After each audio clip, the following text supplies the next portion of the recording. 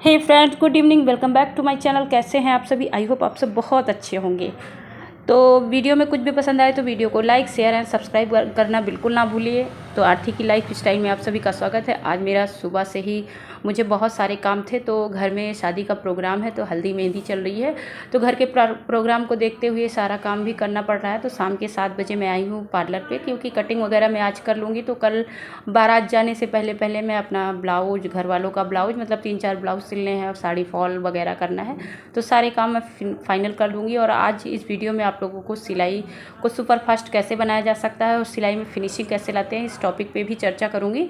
तो आशा करूँगी आप लोग वीडियो को पूरा देखेंगे। वीडियो पूरा देखने के लिए चैनल को सब्सक्राइब भी कर लीजिएगा।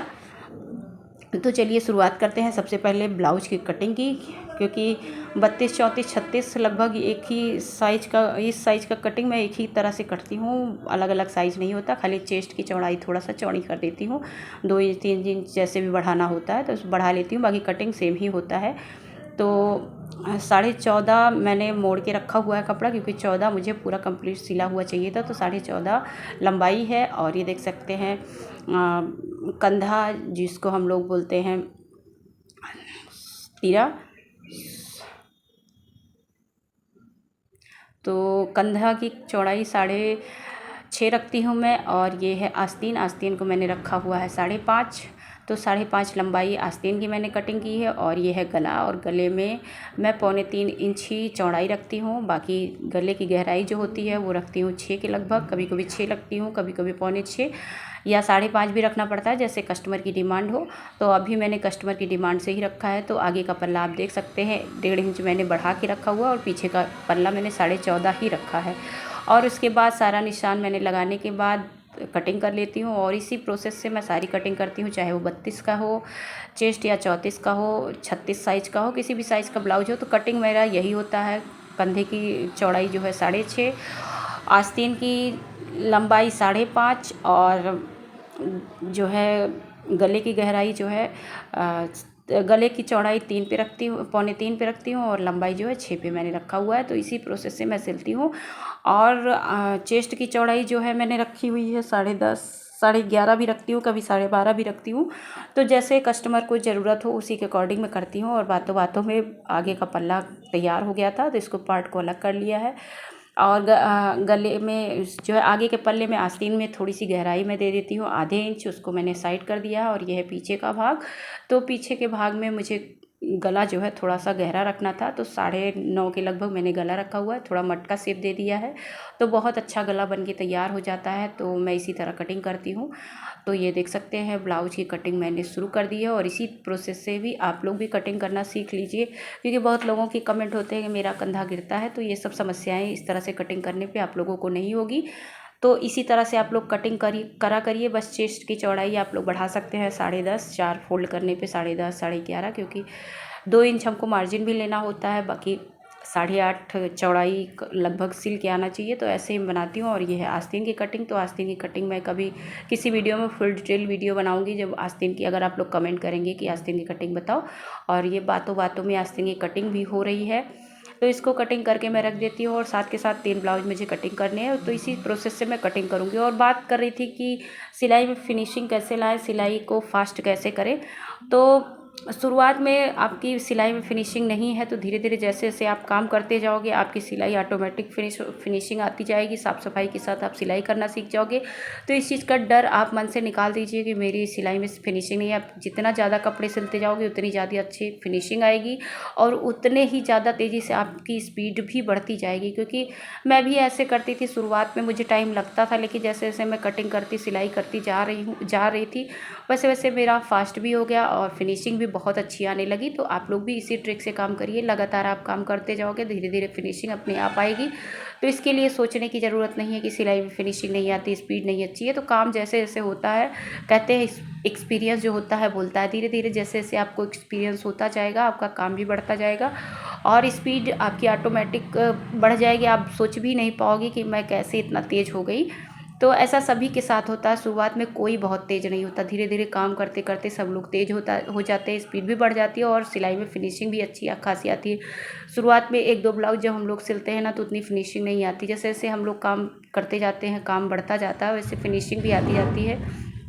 और ये देख सकते हैं ब्लाउज के अस्तर की सारी कटिंग करके मैंने रख दी है। और बचा अब साड़ी का फॉल लगाने के लिए। साड़ी का साइड का जो भाग है इसको मैं कट करके सिलाई कर देती हूँ, क्योंकि पीको करने की ज़रूरत ही नहीं है। आंचल की तरफ आजकल काम ही हुआ रहता है, कुछ ना कुछ डिजाइन रहती है, तो वहाँ कुछ करना ही नहीं होता है। तो साइड का पार्ट मोड़ के मैं सिल ले रही हूँ मशीन से, और इसी के साथ में मशीन से ही फॉल को भी अटैच करूँगी। तो आज मेरे पास बहुत सारे काम है, ऐसे पूरे सारे काम आज तो हो नहीं पाएगा, क्योंकि घर के प्रोग्राम भी मैं अटेंड कर रही हूँ। जा के हल्दी का प्रोग्राम था, तो अभी मैं 7:30 बजे पार्लर पे आई हूँ। शाम का टाइम हो गया था, और घर से पार्लर की दूरी, मतलब मायके से पार्लर की दूरी बहुत ज़्यादा नहीं है, बाकी ससुराल से जब मैं आती हूँ तो लंबा टाइम हो जाता है और टाइम भी लगता है। तो मायके में हूँ, मायके का प्रोग्राम भी है, और 7:30 बजे मैं आ गई थी। तो ये सब छोटे मोटे जो काम थे मैं करके रख देती हूँ।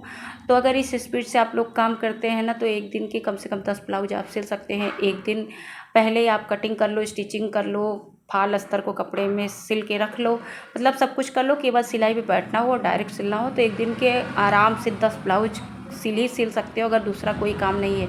अगर घर का काम करना है, साथ में ब्लाउज सिलना है, तो कोई भी 10 ब्लाउज नहीं सिल सकता है। लेकिन हाँ, अगर सुबह 7 बजे से आप बैठ जाओ, शाम के 7 बजे तक कंटिन्यू आप काम करते हो बिना रुके हुए, तो 10 ब्लाउज तो आप बड़े आराम से ही सिल सकते हो। इसमें कोई इट बट है ही नहीं। यह मैंने किया है कई बार, और आप लोग भी कर सकते हो। तो इस सब चीज़ के लिए परेशान होने की कोई ज़रूरत नहीं। अगर थोड़ा सा भी टैलेंट है तो आप लग जाओ, आज से ही लग जाओ, अपना काम शुरू करो। काम कोई भी छोटा बड़ा नहीं होता। और ये मत सोचो कि मुझे डर लग रहा है किसी का ख़राब हो जाएगा। तो ख़राब होना और अच्छा होना ये बात की बात है, पहले आप शुरुआत तो करो। ख़राब तो बड़े बड़े टेलर कर देते हैं, बड़े बड़े सिलाई करने वाले ख़राब कर देते हैं, तो आपकी क्या बात है। आप नए हो तो आपसे जाहिर सी बात है ख़राब भी हो सकता है, और हो सकता है बहुत ही अच्छा बच जाए, जो कि कस्टमर को इतना पसंद आ जाए कि बड़े बड़े टेलर उतना अच्छा ना सिल के दे पाएँ। तो ये डर तो मन से निकाल ही दीजिए कि मुझसे नहीं हो पाएगा, क्योंकि जब तक आप डर मन से निकालेंगे नहीं, तब तक आप कुछ कर नहीं पाएंगे।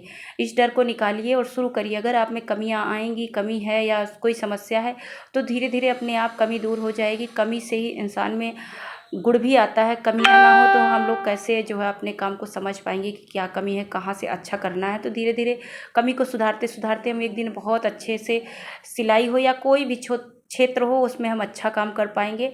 और देख सकते हैं कस्टमर भी आ रहे हैं बीच बीच में। रात का टाइम मैंने चुना था कि चलो रात में कोई कस्टमर नहीं आएंगे, तो शाम के टाइम में अपना काम कर लूँगी। लेकिन कस्टमर तो कस्टमर है, दुकान खुली है तो लोग आएंगे ही आएंगे। तो ये कस्टमर थी, इनको स्ट्रेटनिंग करवानी थी, उसी के बारे में डिस्कस करने वाली थी। तो मैंने इनको मना कर दिया, क्योंकि कल मेरे यहाँ शादी है भाई की। तो मैं कल दुकान पे केवल 1 बजे 2 बजे तक ही रहूँगी। तो आज का काम मैं जो है बोल दी हूँ कि मैं कल नहीं कर पाऊँगी। उनको कल शाम का काम था, और कल शाम को ही बारात मेरे यहाँ जाएगी, और बातों बातों में कपड़े को अस्तर में मैं अटैच कर रही हूँ। ये सब काम मैं रात की रात ही कर लूँगी। और साथ के साथ उनसे बात भी हो रही है, जो कस्टमर आई थी, क्योंकि क्या है ना, काम कितना भी हो, अगर कस्टमर आ रहा है तो उसको भी टाइम आपको देना ही देना है, काम भी होना है। तो मुझे कल 12 बजे 1 बजे के अंदर में ही सारे काम कर देने हैं, क्योंकि बारात में भी शामिल होना है। कि घर की शादी है तो जाहिर सी बात है घर का प्रोग्राम भी देखना है। तो वहाँ भी नहीं पहुँचूँगी तो ख़राब लगेगा, इसलिए मैं शाम के टाइम में आई थी कि चलो अस्तर अटैच कर लूँगी, तो ब्लाउज सिलना रहेगा जल्दी जल्दी। 2 घंटे में 2-3 घंटे में अपना टाइम मिलेगा, तो सारा काम कर लूँगी। और मुझे अभी हाथों में मेहंदी भी लगानी है, तो रात का टाइम बेस्ट रहेगा मेहंदी लगाने के लिए। तो इसी स्पीड से आप लोग भी काम करते रहिए, और काम में फिनिशिंग भी आएगी, और काम का स्पीड भी आप लोगों का बढ़ जाएगा। तो इसके लिए आप बिल्कुल भी हिरास मत होइए कि मैं ये नहीं कर पाऊँगी, आप सब कर ले जाओगे। खाना बनाना क्या सबको बचपन से ही आता है? धीरे धीरे सीखते सीखते खाना बनाना लोग सीखते हैं और अच्छा बनाते हैं। उसी तरह सिलाई का भी काम है। शुरुआत में कुछ भी किसी को नहीं आता, लेकिन धीरे धीरे सिलाई सीख के जो डायरेक्ट बुटीक खोल देते हैं, उनसे जाके ज़रा पूछिए, क्या वो शुरुआत में बहुत अच्छे थे? कोई अच्छा नहीं होता, सबको अच्छा बनना पड़ता है। ये जो समय है ना, ये जो परिस्थितियाँ हैं ना, सबको अच्छा बना देती हैं, अच्छा बनना पड़ता है। अगर अर्निंग करना है तो आपको मेहनत करनी है, और मेहनत के साथ साथ आपको टाइम भी देना है कि मुझे ये पर डे काम करना है। और पर डे आप काम करते रहोगे तो आपकी फिनिशिंग और स्पीड दोनों बढ़ जाएगी। और बातों बातों में देखिए मेरी साड़ी में फॉल भी हो गया। तो रात के 9:30 बजने वाले हैं। इतना काम मैं करके अब चली जाऊँगी घर, क्योंकि अब रात भी बहुत हो गई है और पार्लर भी बंद करना है। तो कस्टमर भी 1-2 आए, उनको भी बीच बीच में अटेंड कर लिया। तो 1.5-2 घंटे मैं पार्लर में बैठी और फॉल लग गया साड़ी का। 2 साड़ियों में फॉल लगा, एक साड़ी में भिजवा दी तुरंत फॉल लगा के, तो एक साड़ी में लगाना था वो और बचा रह गया था, तो उसको मैं आप लोगों को दिखा रही थी। क्योंकि कुछ काम होते हैं जो दिखा सकते हैं, कुछ काम वो ऐसे अटेंडम आते हैं कि उसको दिखाने का टाइम भी नहीं रहता और याद भी नहीं रहता। तो ये 2 ब्लाउज का अस्तर और फाल अस्तर को कपड़े में चिपका के मैंने रख दिया। केवल कल बैठ के मशीन पे सिलाई ही करनी होगी। और एक ब्लाउज मेरा है और एक ब्लाउज भाभी का है। दोनों ब्लाउज ये तो पक्का है कि कल सिल ही उठेगा। बाकी 2 ब्लाउज की और डिमांड आई है कि मेरा भी सिल दो, मेरा भी सिल दो। देखेंगे अगर टाइम मिलेगा तो सिल लूँगी, क्योंकि कल दोपहर 1 बजे ही तक का टाइम मेरे पास है। और ये देख सकते हैं फॉल लग गया है, इसको रख दिया है साइड में। और तो ये देख सकते हैं साड़ी में फॉल लग गया है। और फॉल को लगाने के बाद ये 2 ब्लाउज जिसको अस्तर कपड़े को मैंने जोड़ के रख दिया है। तो सिलाई सुबह सुबह उठने के बाद जब भी टाइम मिलता है, क्योंकि प्रोग्राम है, लोग हैं, रिश्तेदार बहुत सारे हैं, तो घर से निकलने में भी टाइम लग जाता है। सोच के निकल रही हूँ कि 7 बजे मैं दुकान खोल दूँगी, लेकिन ज़रूरी नहीं कि मैं 7 बजे आ पाऊँ। और ये ब्लाउज अटैच करके रखा है, तो मशीन पर बैठते 1 घंटे के अंदर में, 1 घंटे से पहले एक ब्लाउज सिल उठेगा और दूसरा ब्लाउज भी जोड़ के रख दिया। 2 ब्लाउज कल पक्का है मैं सिल के चली जाऊंगी। और साड़ी भी फॉल हो गया है। और इस दुकान कर दिया है मैंने बंद। दुकान बंद करने के बाद मैं आ गई हूँ घर पे। और घर पे आने के बाद खाना पीना खाया जो कि भाभीयों ने बनाया था। और फिर लग गई थी मेहंदी वगैरह लगाने, क्योंकि प्रोग्राम भी थोड़ा बहुत थे हल्दी मेहंदी के। तो जो वहाँ से निपटने के बाद मैं पार्लर गई और पार्लर से घर आई, तो दीदी ने मेहंदी लगाया, मैंने मेहंदी लगाया। दीदी की बिटिया थी, उसने हम दोनों को मेहंदी लगाया। और ये देख सकते हैं बाहर का नज़ारा, तो सब लोग इकट्ठा हुए हैं। बहुत अच्छा लगता है घर में जब प्रोग्राम रहता है। लेकिन सिलाई करना है तो जाहिर सी बात है घर के लोग मुझ पर ही डिपेंड होंगे। सबको अपना अपना काम है, पार्लर का काम, सिलाई का काम, ये सब काम मुझे करने ही करने हैं। और आते ही लगे हाथ में लग गई सिलाई में। तो ये दूसरे दिन सुबह का है।